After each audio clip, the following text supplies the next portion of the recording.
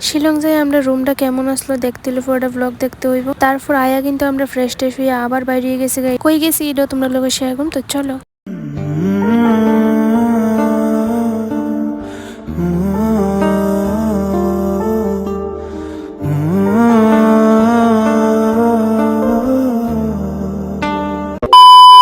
So hi everyone, আমি পূজা। আমার নতুন একটা ভিডিওতে তোমরা সবাই অনেক অনেক ওয়েলকাম। তো ফাইনালি কিন্তু আমরা রুমের সামনে আয় পড়ছি। এটা কিন্তু হোটেল না, এটা একটা বাড়ি, যেটা নাকি তা পুরাটাই আমরা নামে বুক।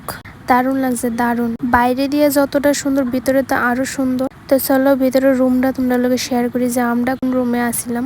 এটা হচ্ছে আমরা রুমটা। তোমরা কমেন্ট করে কইও যে কেমন। আমার তো দারুণ লাগছে। ওইদিকে এত পরিমাণে ঠান্ডা, ফ্যানের কোনো দরকারই ছিল না। আমরা হাতে সময় অনেক কম, যার লেগে পুরাটা বাড়ি তোমরা লোকে শেয়ার করতে পারছি না। নাহলে অবশ্যই পুরাটা বাড়ি তোমরা লোকে শেয়ার করতাম। তারপরেও যতটুকু সময় কাভার দিতে পারছি অতটুকুই তোমরা লোকে শেয়ার করছি। তোমরা কমেন্ট করে জানাও যে কেমন লাগছে। কারণ তোমরা তো কইছি আমরা রুমে এসে আমরা ঝটপট করে রেডি হয়ে আবার বাড়িতে লাগছে। তো এদিকে দেখো সবাই কিন্তু রেডি টেডি হয়ে নিচে আয়া পড়ছে।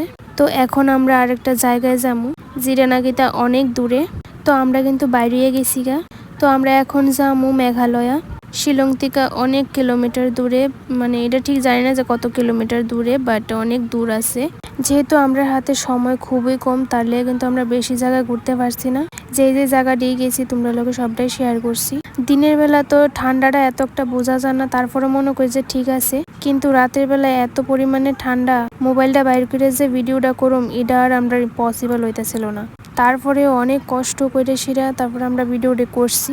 আমরা রুমে পৌঁছতে অনেকটা লেট হয়ে গেছিল গা, যার লেগে কিন্তু আমরা বাইরে তো অনেকটা লেট হয়ে গেছিল গা। সবাই এত পরিমাণে রেস্ট দিছিল, আমি আর হ্যাঁ কিন্তু রাস্তায় হারাই গেছিলাম গা। তারা অলরেডি পৌঁছেও গেছিল গা। আমরা প্রায় 15 থেকে 20 মিনিট আমরা লেট হয়েছে, যেহেতু আমরা রাস্তা ভুলে গেছি গা। তারপরে আবার লোকেশন ট্র্যাক করে সেটা এরপর আমরা আবার গেছি। যেহেতু আমরা প্রথমবার এলেগা আমরা একটু ভুল তো হইতেই পারে। আমরা লগে যে দাদারা গেছিল তারা সবাই মানে জানে আর কি, চিনে, যার লিগা তারা তাড়াতাড়ি গিয়ে পৌঁছে গেছে গা।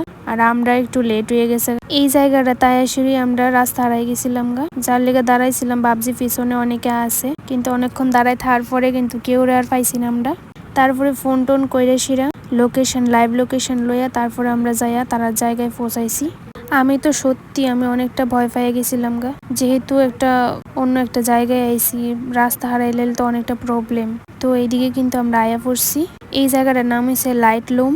ঠিক কইছি কিনা এটা একটু কমেন্ট করে জানাইও। এদিকের ভিউটা জাস্ট অসাম। দেখো এদিকে সবাই মিলে ফটো তুলতেছিল। আমি বেশি তুলতে পারছি না, কারণ আমরা তো এমনিতেই লেট হয়ে গেছিল। যাও কয়েকটা তুলছি, সবটি মানে একদম বাজে উঠছে ফটোটি। যাক আর মন খারাপ করে লাভ নাই, কিন্তু দারুণ লাগছে।